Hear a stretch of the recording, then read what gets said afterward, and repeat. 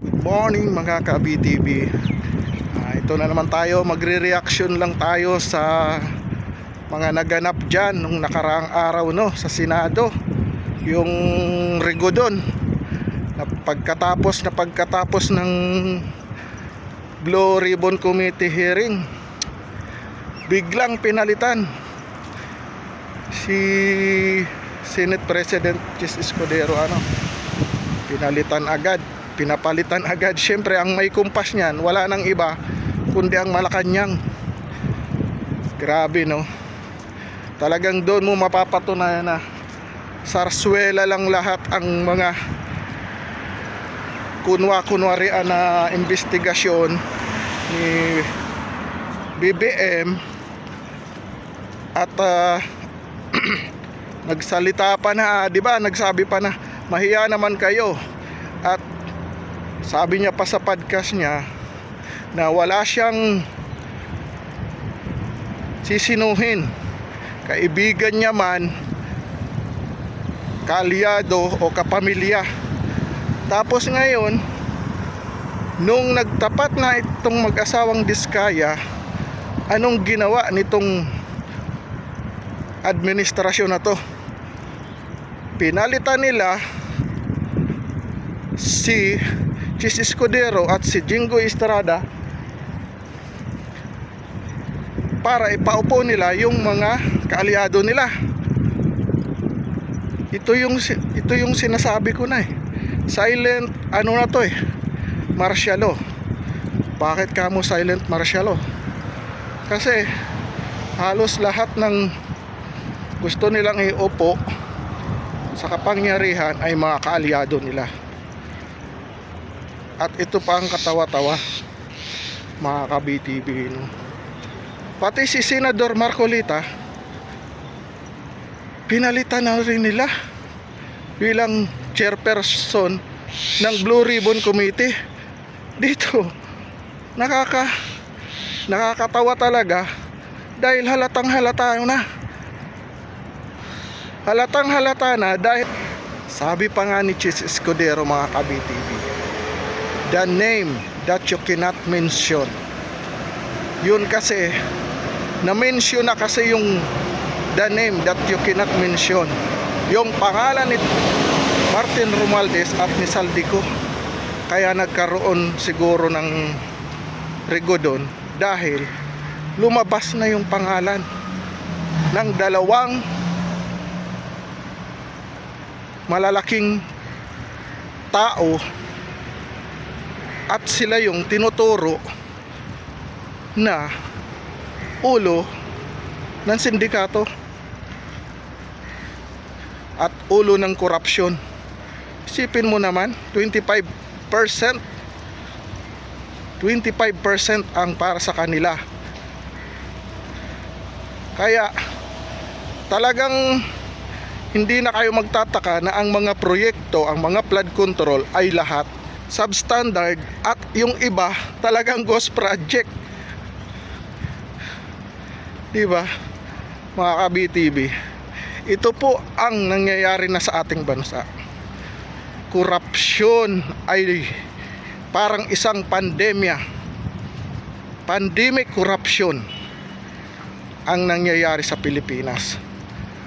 Sinasabayan pa ng baha dahil wala nga naman talagang mga flood control, kaya binabaha na.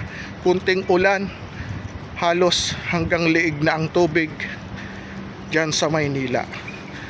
Tapos matatawa ka pa, sa Kamara, sa Kongreso, pilit nilang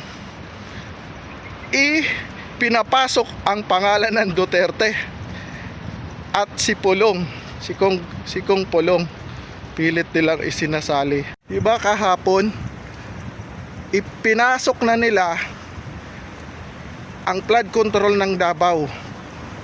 Doon na naman sila tututok at doon nila ililihis ang usaping Martin Romualdez at Saldico. Ipopokus na naman nila at ililihis na naman nila sa sambayan ng Pilipino ang katotohanan at ibibigay na naman ang kasalanan sa mga Duterte. Itong si Chihuahua, di ba? Nagsalita na kahapon. Si Abante, itong mga hinayupak na mga congressman na to, mga makakapal ang mukha na wala nang ginawa kundi magpataba sa kaba ng bayan. Ang kakapal ng mukha, kung magsalita dyan sa kamera, kala mo mga matitinong tao. Si Abante, paggamit-gamit pa siya ng verse ng Bible.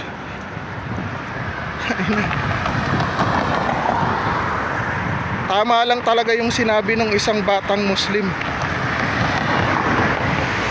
na utak hipon ka. Nagbibidabidahan ka na naman dyan sa Kongreso, Abante, na hindi ka naman ibinoto ng sambayan ng Pilipino. Naging congressman ka lang dahil appointed ka lang ng COMELEC. Yan ang katotohanan dyan, Abante. Pero kung hindi nyo ginawa ng paraan na makaupo ka dyan, wala ka dyan sa pwesto dahil talo ka naman. Ayaw na sa'yo ng mga tao dyan sa iyong distrito. Pero anong ginawa nyo? Gumawa kayo ng paraan para makaupo ka. Tapos ngayon, anyabang mo na naman dyan sa Kongreso, Abante. Ikaw yung banayot. Yan ang dapat sa iyong itawag, banayot. Pastor kuno. Nako po mga kababayan, trilyon na po ang ninanakaw sa atin. Hindi na po to milyon, hindi na po to bilyon, trilyon na. Kailan pa po ba tayo magigising